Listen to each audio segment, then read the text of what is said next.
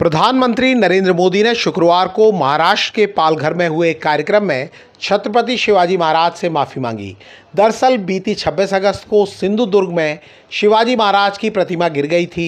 ये प्रतिमा 35 फुट की थी और बीते साल पीएम मोदी ने ही इसका अनावरण किया था।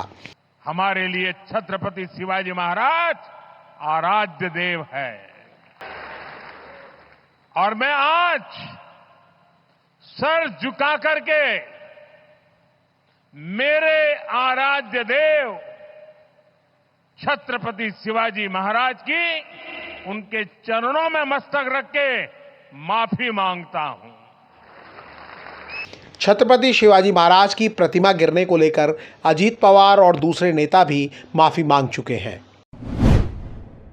छत्रपति शिवाजी महाराज की प्रतिमा गिरने के मामले में पीएम नरेंद्र मोदी ने माफी मांग ली है, लेकिन शिवसेना, यूबीटी और कांग्रेस नेता इसे लेकर सरकार को अब भी कटघरे में खड़ा कर रहे हैं। तो सिर्फ माफी से तो काम नहीं चलने वाला। प्रधानमंत्री जी, आपके मुख्यमंत्री को इस्तीफा देना चाहिए, उप मुख्यमंत्री को इस्तीफा देना चाहिए। आपके जो मंत्री हैं दीपक केसरकर, उनको तो तुरंत बर्खास्त करना चाहिए, उनकी हकाल पट्टी होनी चाहिए, क्योंकि यह प्रश्न सिर्फ मूर्ति का नहीं है, यह प्रश्न हमारे सिर्फ महाराज का नहीं है, ये हमारी अस्मिता का प्रश्न है। शिवाजी का जो ये तो बेइज्जती है कि छत्रपति शिवाजी की प्रतिमा इतनी जल्दी गिर गई। तो आपको पता चलना चाहिए कि ये क्यों हो रहा है।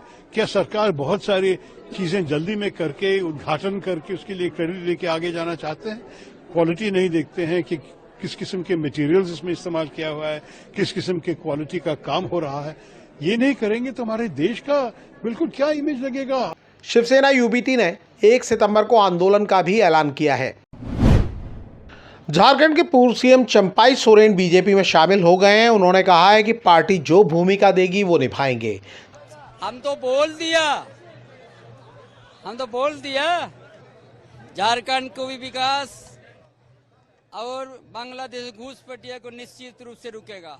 चंपाई सोरेन का बीजेपी में स्वागत करने रांची पहुंचे केंद्रीय मंत्री शिवराज सिंह चौहान ने कहा है कि उनके आने से बीजेपी मजबूत होगी। बेईमान भ्रष्ट सरकार को उखाड़ के फेंकने के लिए आए हैं, मैं उनका स्वागत करता हूं। टाइगर अभी जिंदा है, वो टाइगर है झारखंड के, और उनके साथ मिलकर भारतीय जनता पार्टी अब अपनी सरकार बनाएगी। चंपाई सोरेन ने 2 दिन पहले जेएमएम से नाता तोड़ लिया था।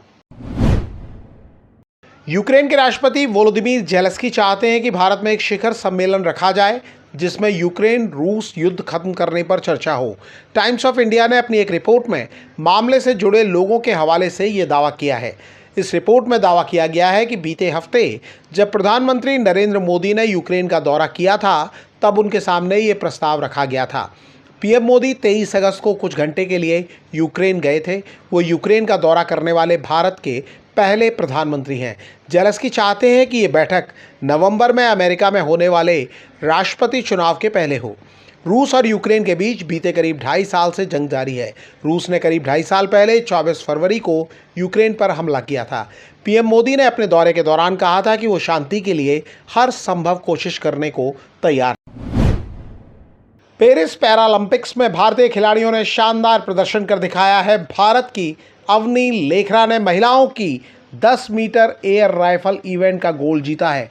उन्होंने पैरालंपिक्स का नया रिकॉर्ड भी बनाया है। इस इवेंट में भारत की मोना अग्रवाल ने कांस्य पदक जीता है। वहीं मनीष नरवाल ने एयर पिस्टल इवेंट में सिल्वर मेडल जीता है। प्रीति पाल ने महिलाओं की 100 मीटर रेस में भारत को ब्रॉन्ज मेडल दिलाया है। उन्होंने 14.21 सेकंड का समय निकाला। इन खिलाड़ियों के प्रदर्शन ने पैरालंपिक में हिस्सा ले रहे भारत के दूसरे खिलाड़ियों के हौसले भी बुलंद कर दिए हैं। मेडल जीतने वाले खिलाड़ियों को देश भर से बधाई मिल रही है।